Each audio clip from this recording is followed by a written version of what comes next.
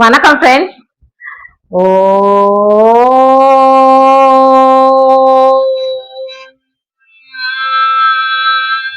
நம சிவாய. நாம நம்ம தலைமுறையில பெரியவர்களை பார்த்தா உடனே வணங்குதலும் அவங்க கிட்ட ஆசீர்வாதம் வாங்குதலும், இப்படி நம்ம எல்லாருமே ஓரளவுக்கு நல்ல ஒழுக்கத்தோடையும் நல்லாவும் நம்மள வளர்த்திருக்காங்க ஃப்ரெண்ட்ஸ். நாமளும் நம்ம குழந்தைகளை அந்த அளவுதான் வளர்க்கணும், எல்லோரும் போற்றும்படி இருக்கணும் நம்ம குழந்தைங்க அப்படின்னு நம்ம சொல்லி கொடுத்துட்டு இருக்கோம். உண்மையிலேயே ஆசிரியர்களும் சரி, எல்லோருமே இந்த நல்ல பழக்கத்தை அவங்களுக்கு சொல்லி கொடுத்துக்கிட்டு தான் இருக்காங்க. அதை கடைபிடிக்கிறாங்களான்னு நாம தான் ஃப்ரெண்ட்ஸ் பார்த்துக்கணும்.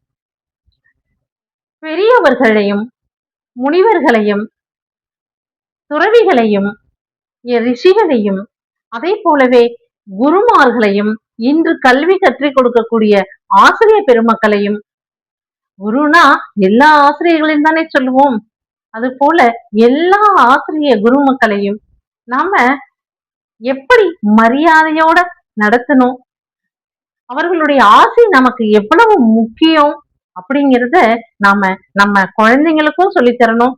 தெரியாதவர்கள் அதை கத்துக்கவும் தான் வேணும்.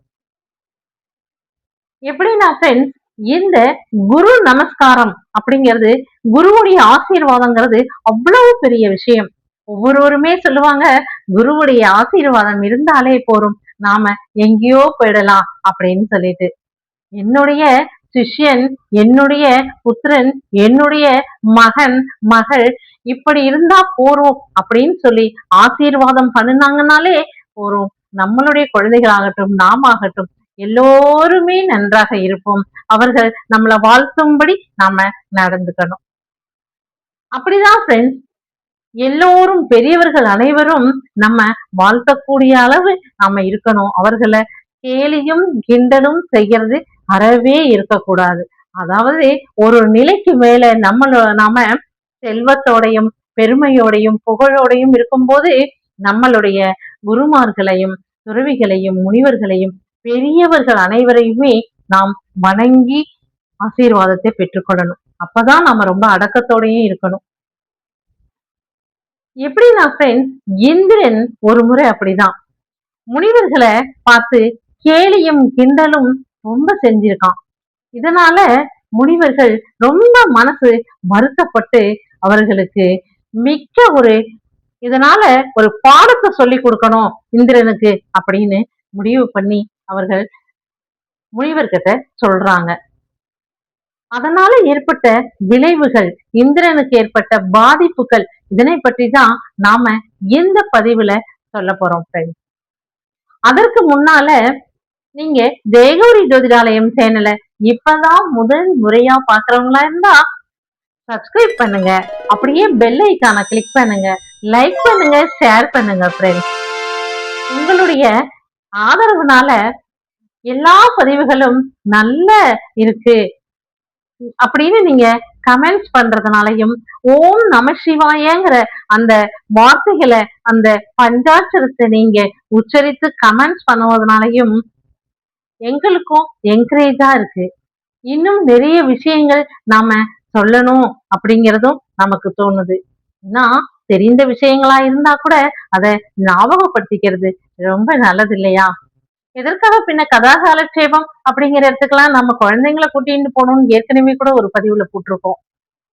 ஆமா தானே ஃப்ரெண்ட்ஸ், நல்லவைகளை தெரிந்து கொள்ள, நல்லதை நம்ம குழந்தைகளுக்கு சொல்லிக் கொடுக்க நாம ரொம்ப சிரமப்பட்டாவது அதை செஞ்சு கொடுத்தாதான் நம்ம வாரிசுகள் சந்ததிகள் நாளைக்கு நல்ல முறையில இந்த உலகத்துக்கு கிடைப்பாங்க. அப்பதானே ஒவ்வொருவரும் நல்லவர்களாக இருந்தாதான் இந்த புலோகமே தெய்வாம்சத்தோட இருக்கும். ஆமா ஃப்ரெண்ட்ஸ், வாங்க ஃப்ரெண்ட்ஸ் பதிவுக்குள்ள போலாம்.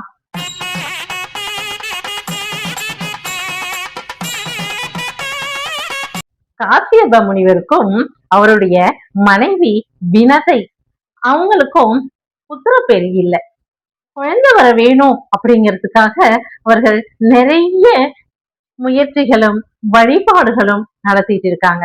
அப்படி நடத்திக்கிட்டு இருக்கும் போது ஒரு முறை பிரம்மாவிடம் எப்படி எங்களுக்கு குழந்தை இல்லாம இருக்கே, நாங்க என்ன செய்யணும் அப்படின்னு சொல்லி கேக்குறாங்க. உடனே புத்திர பேருக்காக ஒரு யாகம் பண்ணுங்க, அந்த யாகம் பண்றதுக்கு எல்லோரையும் அழைத்து பண்ணுங்க அப்படின்னு சொல்லி பிரம்மா சொல்றாரு. உடனே நம்ம காஷ்யப முனிவரும் எல்லோரையும் அழைக்கிறாரு. யார் யார அப்படின்னா தேவர்கள், முனிவர்கள், ரிஷிகள் எல்லோரையும் அழைக்கிறாங்க. அப்ப முக்கியமா மிகவும் சக்தி வாய்ந்தவர்களாக கருதப்படக்கூடிய வால்கில்யர்கள் அப்படின்னு சொல்லக்கூடிய புல்ல முனிகள் அவர்களையும் அழைச்சிருக்காரு காசியப முனிவர். தன்னுடைய ஆசிரமத்துல கிராண்டா ரொம்ப நல்லா அந்த ஹோமத்தை பண்ணணும், யாகத்தை பண்ணணும் அப்படிங்கிறதுக்காக அவரு இப்படிப்பட்ட ஏற்பாடை பண்ணியிருந்தாரு. அப்படி பண்ணிருக்கும் போது இந்திரன் அங்க வந்தானா, தேவலோகத்து தளபதியான தேவலோகத்து அதிபதியான இந்திரன் அங்க வந்த உடனே இந்த வாழகில்யர்கள் சொல்லுவோம் இல்லையா, அந்த புல்ல முனிவர்கள் அவர்களை பார்த்து கேலியும் கிண்டலும் செய்யறான். எப்பவுமே முனிவர்கள், துறவிகள், ரிஷிகள் இவங்க எல்லாருமே குரு. அப்படிப்பட்ட குருவை போய் குருவாக இருக்கக்கூடிய அந்த வாழகில்யர்கள் சொல்லக்கூடிய புல்ல முனிவர்களை கேலியும் கிண்டலும் செய்கிறான். இதனால மனசு ரொம்ப வேதனைப்பட்டாங்க அந்த வாழகில்ய முனிவர்கள்னு சொல்லக்கூடிய புல்ல முனிவர்கள். இப்படிப்பட்ட ஒரு ராஜாவே, இந்திர லோகத்தின் ராஜாவே இப்படி எங்களை பார்த்து கேலியும் கிண்டலும் செய்யலாமா? இதனால என்னென்ன விளைவுகள் ஏற்பட போகுதுன்னு உங்களுக்கு தெரியுமா அப்படின்னு சொல்லிட்டு கோபப்பட்டு அவங்க வாழகில்ய முனிவர்கள் ரொம்ப கோபப்பட்டு வேகமா இந்திரன் கிட்ட பேச ஆரம்பிச்சாங்க. பேச ஆரம்பிச்ச உடனே இந்திரனுக்கு பயமா போச்சு பாருங்க. பயம் அதிகமாயிடுச்சு. ஏன்னா எதனாலும் சாபம் விட்டுட்டாங்கன்னா என்ன செய்ய அப்படின்னு சொல்லிட்டு ஒரு பயம் வந்துருச்சு. இதற்குத்தான் விளையாட்டுத்தனமான பேச்சு, இல்ல கேலி பண்றது, கிண்டல் பண்றது, மரியாதை இல்லாம நடந்துக்கிறது, இதெல்லாம் பெரியவர்கள்கிட்ட நாம வச்சுக்கவே கூடாது. நம்மளை விட சின்னவர்களா இருந்தா கூட மனசு நோகாம தான் நம்ம விளையாட்டுக்காக பேசுதலா இருந்தாலும் இருக்கணும். அப்படித்தானே ஃப்ரெண்ட்ஸ்? அப்படித்தான் இந்திரன் பயந்துட்டான். பயந்து போய் காஷ்யப முனிவர்கிட்ட ஓடி போய் தஞ்சம் அடைஞ்சிட்டான். காஷ்யப முனிவரே, நீங்களே என்னை காப்பாத்துங்க. ஏன்னா மிகவும் சக்தி வாய்ந்த புல்ல முனிவர்களான வாழகில்ய முனிவர்கள் என் மேல ரொம்ப கோபப்பட்டுட்டாங்க. அதுக்கு காரணம் நான் பேசிய சில வார்த்தைகள் தான். அதனால எப்படியாவது என்னை காப்பாற்றுங்க அப்படின்னு சொல்லி நம்ம காஷ்யப முனிவர்கிட்ட சொல்றாங்க. உடனே என்னால் முடிந்த வரைக்கும் நானு முயற்சி செய்து பாக்குறேன். அப்படி முயற்சி செய்து பார்த்தும் பலன் அளிக்கவில்லைன்னா என்னால ஒன்னும் பண்ண முடியாது அப்படின்னு காசியப முனிவரும் சொல்லிட்டு அவரு அந்த வாழகில்ய முனிவர்கிட்ட போய் பேசுறாரு. நீங்க இந்திரனை எதுவும் சபிச்சிட வேண்டாம், எதுவும் பண்ணிட வேண்டாம். நீங்க உங்களுடைய தருணம் வரும்போது அப்ப நீங்க ஒரு கருடனை, அதாவது பட்சி ராஜாவை வைத்து இந்திரனை நீங்க என்ன பண்ணணுமோ பண்ணிக்கோங்க அப்படின்னு சொல்லிட்டார். சாபம் மட்டும் விட்டுற வேண்டாம் அப்படின்னு மட்டும் சொல்லிட்டார். அந்த கோபம் அந்த வாழகில்ய முனிவர்களுக்கு மனசுக்குள்ளேயே இருந்துகிட்டே இருந்தது. ஏன்னா அத்தனை பேருக்கு நடுவுல அவங்க என்ன பண்ணிட்டாரு, கிண்டலும் கேலியும் இந்திரன் பண்ணிட்டதுனால அவர்களுக்கு மனசுல அவ்வளவு வேதனை இருந்தது. உடனே சரி காசியப முனிவர்களே, இங்க நம்ம யாகத்துக்காக வந்திருக்கிற இடத்துல இந்த சர்ச்சை வேண்டாம். அதனால நாங்களும் யாகத்துல கலந்துகிட்டு நல்ல விதமா யாகத்தை முதல்ல முடிப்போம் அப்படின்னு சொல்லிட்டு உடனே சரின்னு யாகத்துல உட்காந்து எல்லாமே பண்ண ஆரம்பிச்சாங்க. இந்திரனும் சமாதானமாகி யாகத்தை கவனிக்க உட்கார்ந்துட்டான்.